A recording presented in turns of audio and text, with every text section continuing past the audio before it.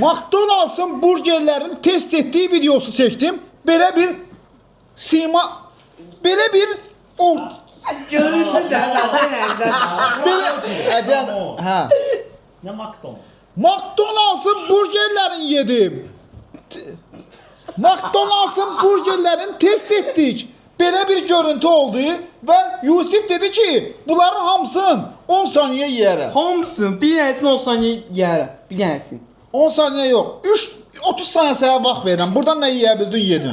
Yaxşı. Bütün burgerleri dostlar test etmişim. Bu videodan izleyebilirsiniz. Başlayıram. 1, 2, 3, 4, 5, 6, 7, 8, 9, 10, ha, 11, boğuldum, 12, 13, 14, öldüm. Ama oğlum yeme mecbur değil ki. 15, 16, 17, 18, ha. Dostlar kanalımıza da abone olun. Möhtəşəm bir video gəlib. Onu da izleyin. 25 Ne kadar ki McDonald's'ın bir videolar var.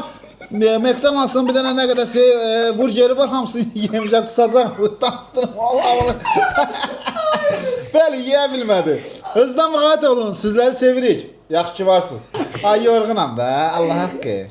Gülməkdən gəlmədim. Videodan sonra da dəhşət yorulmuşam da.